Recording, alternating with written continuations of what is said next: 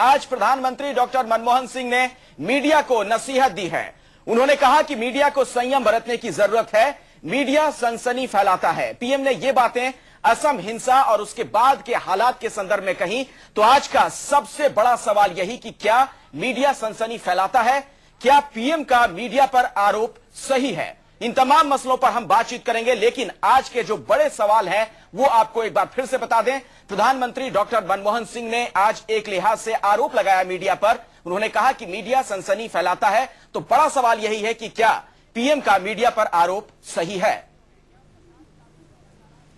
और सवाल यह भी कि आखिर मीडिया से प्रधानमंत्री नाराज क्यों हैं, क्या सरकार की आलोचना से नाराज हैं PM. A very important role to play in this stuff. Its reporting and opinions should be fair, objective and balanced.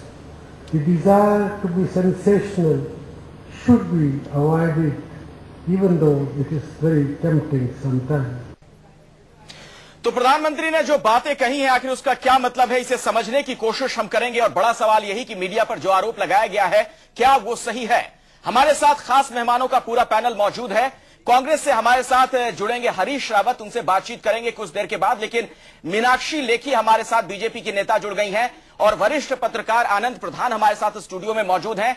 हमारे मैनेजिंग एडिटर अजीत अंजुम भी हमारे साथ इस बातचीत में शिरकत करेंगे, उनके पास भी आपको लिए चलेंगे। लेकिन मीनाक्षी जी, बड़ा सवाल यही है, आपसे मैं सबसे पहले समझना चाहूंगा, प्रधानमंत्री ने जो ये बातें अभी कही हैं, ये जो टाइमिंग है, इसका आखिर क्या मतलब है, क्या समझा जाए।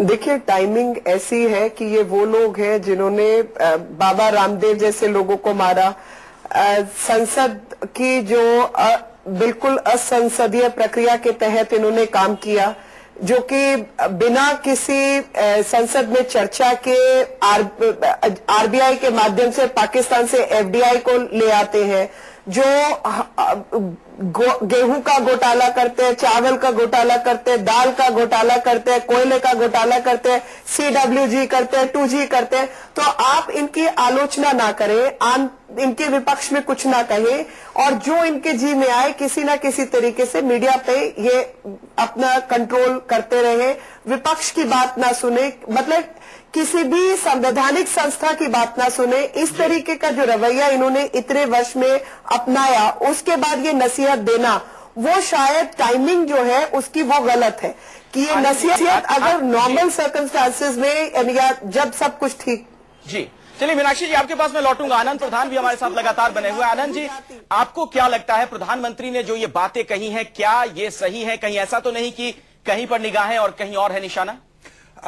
देखिए, एक तो जरूर जो टाइमिंग का सवाल है उसको लेकर के कुछ लोग ये सवाल उठा सकते हैं कि प्रधानमंत्री ने ऐसे समय में जब उनकी सरकार बहुत सख्त आलोचनाओं से घिरी हुई है उस समय इस सवाल को क्यों उठाया। पर मुझे अगर ऐसा दिखाई ये पड़ रहा है कि निश्चित तौर पर जो उन्होंने सवाल उठाया है कि कई बार खास करके जो ये प्रश्न उठ रहा है कि जो सामाजिक धार्मिक मसले हैं, जहां सचमुच में देश में ऐसे कई फॉल्ट लाइन्स हैं जिन पर अगर हमने एक संवेदनशीलता से मीडिया ने ऑब्जेक्टिवली रिपोर्ट नहीं किया, एक्यूरेसी के साथ रिपोर्ट नहीं किया, तो वो कई बार मामले बहुत बुरा टर्न ले लेते हैं। और ये बात मैं इसलिए भी कह रहा हूं कि आज देखिए कि पश्चिम एशिया में जिस तरह से एक छोटी सी फिल्म, जो एक एमेचरिस्ट फिल्म है जो YouTube पर डाली गई, उसके कारण पूरा पश्चिम एशिया इस समय धड़क रहा है। वहां जिस तरह की घटनाएं हो रही हैं वो ये बताती हैं कि एशिया और इस भारत जैसे देशों में जहां इतनी संस्कृतियां हैं, इतने धर्मों के लोग हैं, इतनी भाषाओं और एथनिक समुदायों के लोग हैं, वहां पर मीडिया से सोशल रिस्पॉन्सिबिलिटी की, सामाजिक जवाबदेही की अपेक्षा करना और प्रधानमंत्री का इस ओर इशारा करना, मैं समझता हूं कि बेवजह नहीं है, उसमें एक दम है। उसका हमें जरूर ध्यान रखना चाहिए, क्योंकि जो असम की घटनाएं हैं और खास करके उसके बाद मुंबई में हुआ, कर्नाटक में हुआ, पूरे दक्षिण में हुआ, उसमें केवल न्यूज मीडिया ही नहीं है, बल्कि मुख्य धारा के न्यूज मीडिया ही नहीं, सोशल मीडिया की भी भूमिका है। पर इन सब की तरफ अगर वो इशारा कर रहे हैं तो इस पर जरूर विचार करना चाहिए। ये कोई, मैं समझता हूं कि इसको लेकर के इतनी आलोचना करने की जरूरत नहीं है। आनंद जी, आपके पास मैं लौटूंगा। तो आज का जो बड़ा सवाल है, लगातार अपने दर्शकों के सामने भी हम रख रहे हैं, प्रधानमंत्री ने जो बातें कही हैं, मीडिया पर जो निशाना साधा गया, मीडिया को जो उन्होंने नसीहत दी है, क्या प्रधानमंत्री के ये आरोप सही है? आज का बड़ा सवाल यही है, प्रधानमंत्री ने जो मीडिया पर आरोप लगाया कि मीडिया सनसनी फैलाता है, मीडिया को संयम बरतने की जरूरत है, तो सवाल यही है आज का बड़ा कि क्या यह आरोप प्रधानमंत्री का सही है। हमारे साथ हमारे मैनेजिंग एडिटर अजीत अंजुम भी जुड़ गए हैं, अपने दर्शकों को उन्हीं के पास लिए चलते हैं। अजीत जी, अब से कुछ दिनों पहले की अगर बात की जाए तो जो संपादकों के साथ प्रधानमंत्री की मुलाकात हुई थी, उस दौरान भी ये बातें कही गई थी, तो आखिर अभी जो कोकराझार का संदर्भ दिया जा रहा है उससे किस कदर आप इत्तेफाक रखते हैं? प्रधानमंत्री ने देश के एक दूसरे हिस्से में दक्षिण भारत के कार्यक्रम में जाकर प्रधानमंत्री ने कहा, और अगर बिटवीन द लाइंस देखें अखिलेश, तो प्रधानमंत्री ने असम में हुई हिंसा का जिक्र किया, देश में जो सांप्रदायिक तनाव फैलाने में एक तरह से मीडिया की जिस तरह की भूमिका होनी चाहिए, कहीं न कहीं इशारों में वो भी कहा कि मीडिया अपनी भूमिका से मीडिया भटका है। उन्होंने मुंबई में जो कुछ हुआ, पुणे में जो कुछ हुआ, बेंगलोर में जो कुछ हुआ, उसका भी जिक्र किया। और इन तमाम जिक्र करते हुए प्रधानमंत्री ये कहना चाह रहे थे कि सामाजिक ताने बाने को किसी भी ढंग से नुकसान न पहुंचे, इसलिए सेंसेबल रिपोर्टिंग होनी चाहिए, और रिपोर्टर और मीडिया रिपोर्टिंग करते समय सेंसेबल होना चाहिए और ऑब्जेक्टिव होना चाहिए, बायस नहीं होना चाहिए। इतना तक तो ठीक है, लेकिन उसके बाद जो सनसनी फैलाने की बात की, सेंसेशनल रिपोर्टिंग की प्रधानमंत्री ने बात की, तो हम जैसे लोग ये जरूर मानेंगे कि कहीं न कहीं प्रधानमंत्री, सरकार या यूपीए के तमाम नेता पिछले 1-1.5 साल में, खासतौर से जब से 2G घोटाले हुए और उसके बाद से आप पिछले 20 दिन से आप देख रहे हैं संसद में जो कुछ हो रहा है, सीएजी की रिपोर्ट के आने के बाद कोयला घोटाले में तमाम नेताओं के नाम आना, मंत्रियों का नाम आना, शिवकांत जायसवाल से लेकर सांसदों का नाम आना, और तो और सुबोधकांत सहाय का नाम आना अपने भाई की सिफारिश के लिए। और सुबोधकांत सहाय ने भी कहा कि मीडिया सनसनी फैलाता है। 5 दिन पहले उन्होंने कहा मीडिया बायस रिपोर्टिंग करता है। तो सवाल ये, जब सरकार कटघरे में होती है, जब सरकार के तमाम कार्यों को लेकर, तमाम फंक्शनिंग को लेकर मीडिया बहुत आक्रामक होता है, तो कहीं न कहीं बौखलाहट होती है।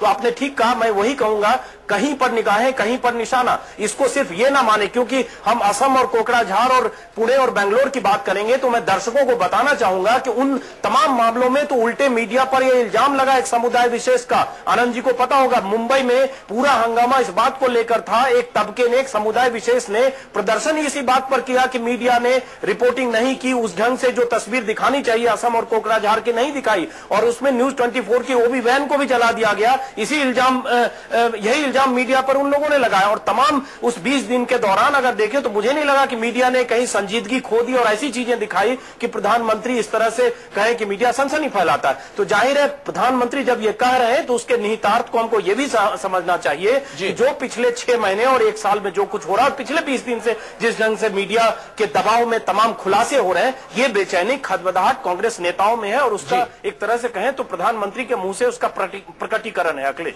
हमारे साथ मीनाक्षी लेखी लगातार बनी हुई हैं, बीजेपी के नेता। एक बार फिर से उनका रुख कर लेते हैं। मीनाक्षी जी, आपने सुना हमारे संपादक अजीत अंजुम जो कह रहे थे, और बड़ा सवाल यह है दरअसल कि कहीं ऐसा तो नहीं जो कोयले की कालिख लगी है सरकार पर, उसकी एक खींच है ये? देखिए, सिर्फ कोयले की कालख नहीं, उसमें 2-3 चीजों को मैं जोड़ना चाहती हूँ। उसमें सबसे पहले मैं उन लोगों को जोड़ना चाहती हूँ जो कि हर्ष मंदर और तीस्ता सीतलवाड़ जैसे लोग, जो कि गुजरात के विषय को लेकर लगातार मीडिया में और तमाम जगहों पर झूठ बोलते रहे हैं। कितने लोग मरे, किस संप्रदाय के लोग मरे, और यहां तक कि उस तरीके की झूठी कहानी कि एक छोटे बच्चे को पेट्रोल या कैरोसिन पिलाया गया ताकि उसका शरीर बम की तरह फट जाए, और ये चीजें फोरेंसिकली इम्पॉसिबल है, ऐसा कभी हो ही नहीं सकता। इस तरीके की जो झूठी अफवाहें फैलाने वाले लोग हैं वो नेशनल एडवाइजरी काउंसिल में बैठे हैं। अगर उनके खिलाफ प्रधानमंत्री की ताकत है तो उनके खिलाफ एक्शन लिया जाए, क्योंकि ऐसे लोग जो झूठी अफवाहें फैलाते हैं उनके खिलाफ सख्त एक्शन होना चाहिए, ये मैं मानती हूं। उनके खिलाफ एक्शन ना लेकर जब कोई प्रश्न चिन्ह लगाता है कि आसाम की घटनाओं में जो लेकिन मीनाक्षी जी एक सवाल मैं बीच में आपको रोक रहा हूं। एक सवाल मैं आपसे पूछना चाहूंगा कि बीजेपी का भी ये रुख कई मौकों पर देखने को मिलता है। जब गुजरात दंगे के संदर्भ में मीडिया की रिपोर्टिंग हो या कर्नाटक की बात की जाती है तो आप लोग भी मीडिया पर बरसती हैं। चाहिए वो उनको नहीं मिली। नहीं, मैं समझता हूं कि जो मीनाक्षी जी सवाल उठा रही है, देखिए एक बार जैसे तुरंत उन्होंने कहा कि वो झूठ फैलाने की कोशिश कर रहे हैं। गुजरात के बारे में जो रिपोर्टिंग हो रही है, गुजरात के बारे में जो रिपोर्टिंग हुई, गुजरात में जो मीडिया ने खुलासे किए, ये मीनाक्षी लेखी जी का चिढ़ना बहुत स्वाभाविक है। तहलका जैसी पत्रिकाओं और कई चैनलों ने जो खुलासे किए, जिसके कारण आज नरोदा पाटिया जैसा फैसला आया है, सुप्रीम कोर्ट के दबाव में वहां पर जिस तरह से पूरी लॉ एंड ऑर्डर मशीनरी, वहां कानून का शासन जिस तरह से ध्वस्त हो गया है, उसको देखते हुए अब आज उनकी चिढ़ भी स्वाभाविक तौर पर सामने आ रही है। मीनाक्षी जी की भी चिढ़ सामने आ रही है। और मैं ये कहना चाहूंगा कि मीडिया का काम लोगों को इन्फॉर्म करना और एजुकेट करना भी है। और ये भी हमें समझ, मीनाक्षी कुछ कह रही है, लगातार झूठ बोलते हैं। नहीं, ये झूठ बोलने वाली पार्टियों में और संगठनों में आपका भी संगठन बहुत शामिल है। नरोदा पाटिया जजमेंट का, जिसमें उसकी प्रोबेटिव वैल्यू को 0 कहा गया है, उसी प्रकार एसआईटी का जो पैराग्राफ है जो कहता है कि ये सब तमाम जो चीजें कही है वो झूठ है, बेबुनियाद है। मीडिया ने उनकी बात नहीं की। मेरी तकलीफ उससे नहीं है, मेरी तकलीफ उन लोगों से है जिनको सरकारी ओहदे दिए जाते हैं झूठ फैलाने के लिए, लेकिन और बचाने के लिए। मीनाक्षी जी, आपको एक और बता दूं, आपकी जानकारी भी इस मामले में बिल्कुल तथ्यपूर्ण रूप से गलत है। तीस्ता सितलवाड़ एनएससी की मेंबर नहीं है। हर्ष मंदर पहले मेंबर थे, अब वो मेंबर नहीं है। मुद्दे पर वापस लौटते हैं। तथ्य तो सामने रखें। ये तथ्य किस तरह की बातें कहना चाह रहे हैं? जी जी, भटक रहे हैं, मुद्दे से हम भटक रहे हैं। मीनाक्षी जी माफ करें, बीच में रोक रहा हूं, और आनंद जी माफ करें, बीच में रोक रहा हूं। हम मुद्दे से भटक रहे हैं। आपने सही कहा कि जाहिर है जो भी सरकार होगी और उस सरकार पर अगर तमाम तरह के इल्जाम आरोप लगेंगे, सरकार की कार्यशैली, करप्शन और तमाम मुद्दों पर मीडिया मुखर होगा, खुलासे होंगे, तो जाहिर है उस सरकार में बेचैनी होगी। ऐसा नहीं है कि बीजेपी की सरकार में खदबदाहट और बेचैनी नहीं होगी। जाहिर है गुजरात में नरेंद्र मोदी, आप सबको पता है, नरेंद्र मोदी बहुत सेलेक्टिव इंटरव्यू देते हैं। उनका भी यही इल्जाम देश की मीडिया पर है पिछले 10 साल से, क्योंकि उनको भी लगता है कि मीडिया ने उनके साथ नाइंसाफी की है। मोदी का इल्जाम है। तो जाहिर है हम आज अगर प्रधानमंत्री के परिप्रेक्ष्य में बात करें, जो हम कुछ देर पहले भी हमने बात की और आनंद जी ने भी अपनी राय दी, मुद्दा आज का अगर हम बात करें तो ये जो एक सेंसिबिलिटी होनी चाहिए, एक जो टॉलरेंस लेवल होना चाहिए, वो सरकारों में खत्म हुआ है। वही हम कल देख रहे थे हम कि कार्टूनिस्ट को देशद्रोह की सजा में एक तरह से मुकदमे में उसको बुक किया गया, कल वो रिहा हुआ। ये टॉलरेंस का सवाल है, और जब टॉलरेंस खत्म होता है तो कभी कार्टूनिस्ट आपके निशाने पर होता है। आज आप मीडिया ये तो फिर भी कहेंगे कि मनमोहन सिंह इतने लिबरल हैं, कोई बहुत उस तरह का ऑटोक्रेटिक मिनिस्टर आ जाए जो 75 और 77 के दौर का वीसी शुक्ला और के तिवारी जैसे और एचकेएल भगत जैसे, तो सीधे कहने लगे कि मीडिया बेलगाम हो गया। चलिए अजीत जी, आपके पास मैं लौटूंगा। हमारे साथ हरीश रावत भी इस वक्त जुड़ गए हैं कांग्रेस की तरफ से। हरीश जी, बड़ा सवाल यही है, आखिर क्या जरूरत पड़ गई इस वक्त प्रधानमंत्री को मीडिया को नसीहत देने की? प्रधानमंत्री जी परिवार के देश के मुखिया हैं, और उन्होंने यदि बात को कहा है तो बहुत ही नाप तौल करके कहा है। और आप जानते हैं आज मीडिया का कितना महत्वपूर्ण रोल है, चाहे वो प्रिंट मीडिया हो, इलेक्ट्रॉनिक मीडिया हो। और आप मीडिया का एक दूसरा जो सोशल मीडिया है, उसके बढ़ते हुए कार्य क्षेत्र को देखते हुए और उसकी बढ़ती हुई इम्पोर्टेंस को देख करके टेक्नोलॉजी का जिस तरीके से उपयोग आज किया जाने लग गया है, उसको लेकर के अकेले प्रधानमंत्री जी नहीं, बहुत सारे जो वेल मीनिंग लोग हैं वो सब चिंतित हैं, विवेकशील लोग चिंतित हैं। और आपने देखा होगा हाल में आसाम के घटनाक्रम के बाद जिस तरीके से नॉर्थ ईस्ट के बच्चे जो देश भर में फैले हुए हैं, उनके मन में एक आतंक पैदा करने की कोशिश की गई और उसको एक सांप्रदायिकता का रूप दे करके पूरे नॉर्थ ईस्ट में एक झंझावात पैदा करने की लेकिन इसमें मीडिया को दिया गया। बड़ा सवाल तो हरीश जी यही है ना, मीडिया का कोई नहीं था, सरकार के लिए कोई नाकामी है। अगर असम में जो कुछ हुआ, इतने लोग विस्थापित हो रहे हैं, अगर सरकार वहां फेल होती है, अगर अफवाह तंत्र को आप रोक नहीं पाते हैं, और एक एसएमएस चाहे सीमा के उस पार से आए चाहे जहां से भी आए, सरकार पर उसके बाद आप सरकार पर हमला करिए, आप सरकार पर हमला करिए, आप उसकी आलोचना करिए, आप अपने दृष्टिकोण को आगे लाइए, उसमें किसी को कोई ऐतराज नहीं है। लेकिन यदि आप इस देश की कुछ नाजुक परिस्थितियों का फायदा उठा करके सांप्रदायिक घृणा पैदा करना चाहेंगे, इतनी वायलेंस को प्रोत्साहित करने का काम करेंगे। बिल्कुल ऐसा काम मीडिया नहीं कर रहा है। के लोगों हरीश के जी, मन में हरीश जी, अनसर्टेनिटी पर लेकिन मुद्दा यहाँ नहीं है हरीश जी, मुद्दा यहाँ असम और कोकराझार और बेंगलोर और पुणे और मुंबई नहीं है। मुद्दा यहाँ जो कुछ मीडिया की भूमिका, सरकार की जो कार्यशैली है, जो करप्शन है, जो घोटाले हैं और जो आरोप है 2G से लेकर कोयला घोटाला तक, मुझे लगता है इसका गुस्सा इसकी खींच है हरीश जी। जी नहीं, कहीं खींच नहीं है। प्रधानमंत्री जी हमेशा मीडिया का बड़ा आदर करते हैं और बल्कि मैं समझता हूं जितनी सीधी अप्रोच प्रधानमंत्री आपके साथ रखने की कोशिश करते हैं आप, लेकिन हरीश जी सवाल ये है ना कि दरअसल प्रधानमंत्री को मीडिया को ये नसीहत देने की जरूरत तभी क्यों पड़ती है जब सरकार आरोपों में घिरती है, घोटाले के आरोपों में। चाहे 2G का मसला होता, प्रधानमंत्री ने संपादकों के साथ बैठक की थी, और अब जब कोयले की कालिख लगी है तो ये नसीहत दे रहे हैं। देखिए, आपके साथ बैठक करना, बातचीत करना अपने आप में कहीं गलत नहीं है। मीडिया के साथ संवाद बनाना है, और इसको भी आप एक संवाद क्यों नहीं मान रहे हैं?